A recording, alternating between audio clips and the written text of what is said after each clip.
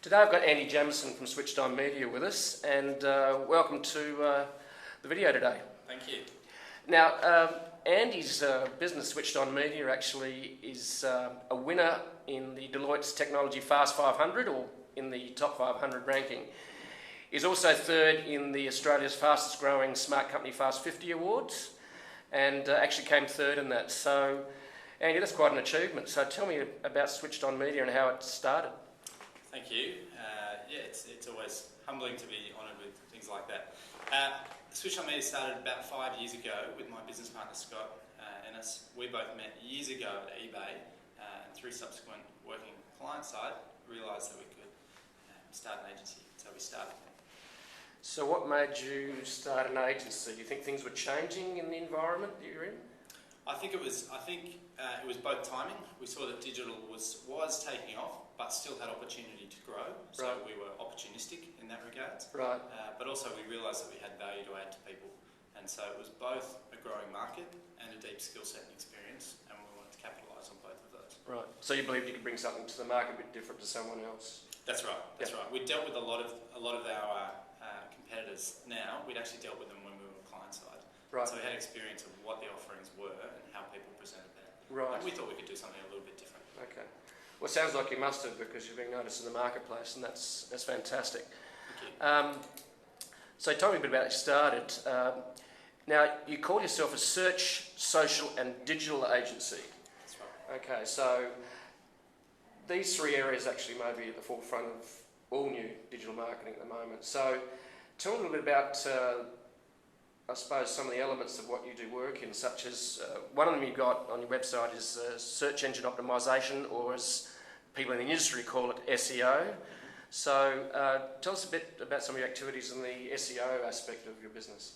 We've been working in the search space for about 10 years now. So before Google had even set up here, where I was working at eBay, we were doing deals with Google at the time. Right. So we've got deep, vast experience. That led us to realise that channel was really growing. And the key challenge for people in search is either you can pay to be there, and that works, and that's a great offering, gets you immediate traffic, or you can try and rank naturally. And that's incredibly valuable if you can rank naturally for words that a lot of people search for and that are highly related to your industry. Yep. That's incredibly valuable for our clients, and that's something that we help them to achieve. Right. I've heard numbers like even in some small business categories that up to 90% of all buying decisions start with a Google search, especially in the IT space. The other numbers that really are fascinating is I've heard that organic is very, very important, because it's about 75% of all actual search results that people click on to go through the websites, whereas the pay is actually 25%. Yeah, that's probably about the right split. Yeah. That's probably about the right split. And we see a huge relationship between this search activity where people are looking for more information, they're seeking something out, and the reason that people are seeking something out is probably because they've heard about something. And where do we hear about things today? Well, that's really the social space. So we see this loop forming between the two. Yep. When people hear about something in the social space, they often go and investigate that in the search space, which then drives them often, now when you look at the search results, back into the social environment. And so that loop kind of goes round and round. And so we started in the SEO space, and we started there, and we were doing some social activity to help with our SEO results. We then realised that social is really starting to take off, and have built out an offering around that, and that's probably the fastest growing area of our business at the moment. So social media for you is your fastest growing area? That's right. Right. Yeah. Yeah, what's really fascinating is with search, with Google and Bing and the other big major players like Yahoo, is that they're integrating and indexing higher the results for social media platforms and search results in social media, aren't they? So one of the other interesting things is Google's new +1 button that's just been announced over the last couple of weeks. It's been in beta for a while, but now they're actually running it. So that's going to be very interesting to see what the results of that are over time. What do you think the +1 button is going to do for search and social? I think Google's realised this relationship's at play between search activity and people doing that in social activity. Yep. I think +1 is their answer almost to the Facebook like button that's been out for a while and quite prolific and quite entrenched in the market. So they needed to do something. The question is, what were they going to do? Yep. They've come up with the +1. I think it's a good start. I think we'll end up with a few of these, and all the key players will probably have their social piece that will influence how people share things. I think it's when you think about search and the algorithms that are made up behind that, the social value that can be derived by working out who is sharing that information and what information are they sharing and where's that from. You can now start to really work that out. If I've got 1 or 2 followers and I'm sharing something, then that's not as significant as someone with 5,000, 10,000, 50,000 followers. And also, what network is that person in? Google can really identify some of that information. So therefore, the value doesn't come down to just one share versus another share. It comes down to who's actually doing that. And all that information can be found. So my assumption is that that's being used quite heavily in the algorithm. And you do see that in the search results as well. Yeah. I've heard Google actually does up to 500 algorithm changes a year. So they're constantly tweaking the whole thing to keep their search relevant on an increasingly social web. The other thing you actually do is PPC. So let's move on to PPC. Sure. What do you do in PPC area? Pay-per-click, for those who haven't heard of the term or acronym before? Yeah. Paid search or PPC, pay-per-click marketing, for us, we operate in Google, so the ads that go along the top and down the right-hand side. We also do that within Yahoo. There's also pay-per-click adverts within Facebook that we help to run for a lot of our clients. And beyond that now, there's more traditional online media that you can buy on a CPC model or a pay-per-click model. We're also starting to do some of that. What we do there is we try and look at how we can be as robust and as deep and as broad and as exhaustive as possible so that we match as many keywords to what our clients have to offer, to what people are actually searching for. And so if someone's searching for something, we want to get the right ad in front of them at the right time. And then we want to really measure that. And so we're quite finicky in how we measure to make sure that every dollar you spend, you know what you get back. And it comes down to what's the return and what's that payback period. And our kind of challenge within the paid search environment is to maximise the return and to shorten the payback period. So if you put $1 in, how quickly do you get $2 back? So you're very strong on ROI. Huge. Return on investment is very important to you. And I suppose your clients would be asking for that as well, saying, okay, we're going to invest $100,000 in pay-per-click. Are we going to get our money back? And typically how long? And sometimes it would be a hard question to answer in different industries, wouldn't it? It is a hard question to answer, but it's a really important one. If you think about it, how does a client make a decision about where they're going to use their resource? Most clients have limited resource and they want to get an outcome and they want to achieve that outcome. So the question is, they've got lots of options. For us, the challenge is to make sure that the business cases that we help them to develop help them to see the value that they will be able to extract. So the work we do, we always tie back to value. When we can't do that, that's a challenge that we've got to solve as the agency. We've got to help our clients to understand what the value is that they're getting out of the activity. Right. Activity without being tied back to a business outcome, in my mind, is really short-sighted and limited in its longevity or the relationship that you have with the client. Right. I heard a number last year from a friend of mine whose his nephew was actually working in the traditional marketing area of Yellow Pages, and he actually sold a $90,000 Yellow Pages full-page ad. And the marketing manager said, I'm going to do it this year, but I'll tell you what, next year I'm going to come back to you and tell you what the results are. And then I'll decide whether I'll do it again. So 12 months later, the results were in and he got 2 leads, or 2 pieces of business. So very expensive lead generation platform. So how do you see traditional and digital interfacing in the current marketplace? Yeah, I think there's definite friction there, that's for sure. Clients and customers and businesses have increasingly, they've got lots of options that they can choose. They've still got all the traditional options. They've just got more digital options that they can be exposed so it's more hard decisions to make.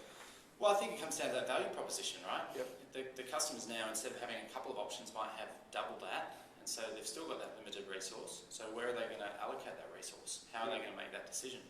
See, I look at that Yellow Pages example, and I think that's those 2 leads. The question would be, who are those leads? That may have been a great investment.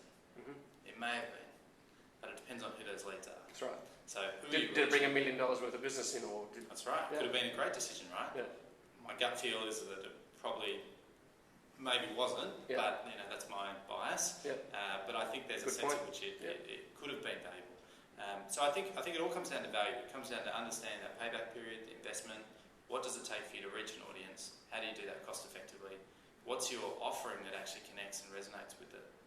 So at the end of the day, it is the ROI, isn't it? So when the rubber hits the ground, what's the return on investment? Yeah. So It's the classic question we get from clients all the time. Yep. Can you show me the value of this? show me the money. Yep. Right. I'll touch on the last area that Switch On Media work in, and it's the area of content. Now, I'm a big advocate of content, and it seems like on my blog, for example, jeffwillis.com, I find that the better the content is, the more people turn up, Yes. and the more they come back. So, how do you see the role of content in marketing in your industry? I think it's hugely significant. Content for us has been a growing area. Again, it came out of the SEO area. SEO, one of the challenges is you need good content to rank and you need it to be specific and focused. We also then realised that, good content will actually lead to people sharing it socially. And so we've realised out of both those things, and we still have that challenge, how do we rank well, and we want content to rank well. Mm-hmm. If you want to rank for particular terms, you need to be focused and you need to have that content, so it's essential there. You need it to be shared because if it's more popular, then the chance of ranking is greater as well. And more than that, you just need people to actually want to engage with your content. Why? Because the cost or the activity and the effort you go through to acquire someone, be that a visitor to a website, be that a new member, someone subscribing, whatever, is that's expensive, right? That's hard.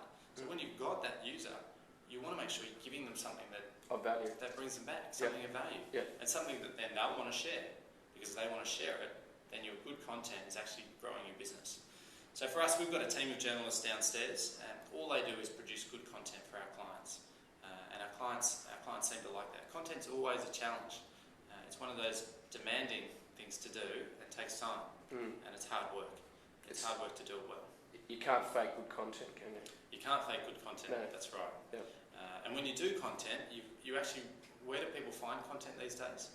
Well, they find it through their Twitter streams or their Facebook page where people have shared it, or they search in Google for it and they find it. That's typically how we find content these days. So either on search or on social. That's right. Okay. So for us, content is paramount. Right. I would totally agree with you there. So, okay, my last question, which is maybe difficult, maybe not, but I think you might know the answers. What's Switched On Media's secret sauce? In other words, what makes you different, and why have you achieved such success? Yeah. It's a good question. It's one we think about a lot. There's a lot of competition in our space. There's a lot of people trying to do what we do. Now, we've grown very quickly over the last while, and I think there's a couple of key reasons for that. One is, for us, it's all about people. We hire the best people possible, and we bring together the best team. That means we've sought out talent internationally. About half our team comes from overseas. We bring them out specifically. We target them. We find them. We identify them. We bring them out here to Australia. We've got a great offering, right? Like, who doesn't want to come and live and work in Sydney? Sydney's great. So we've got lots of people from America, lots of people from the UK, lots of people from Europe.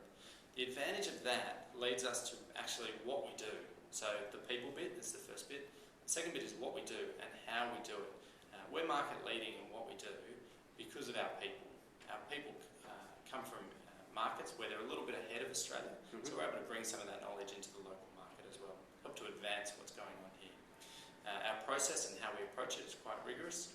We try and separate ourselves so that we can provide independent and good advice to our clients. And that means the way we charge can often be different. So we might charge flat fees versus percentage of media, some of these things. We really want to understand what the client problem and challenge is and help them to solve it. Right. And the third thing, so people, process, the third one really is partnership. For us, it's not about a short-term victory, a short-term campaign approach. It's about long-term partnership with our clients. We want to understand what they're trying to achieve over the short, medium, longer term, and then actually help them to get there. That's helped us. When we start working with the clients in one or two of our areas of business, we actually end up growing that into other areas of the business because we prove a result in a couple of areas. So for us, that long-term partnership is really key. Right. So it's actually the 3 Ps. People, process and partnership. The 3 P's of marketing, that's right. There you go. Yeah. Okay, you've heard it from Andy. Thanks very much, Andy, for Switched On Media for joining us today. And we look forward to maybe speaking another time. Thanks a lot, it's been a pleasure. Okay, thank you. Cheers.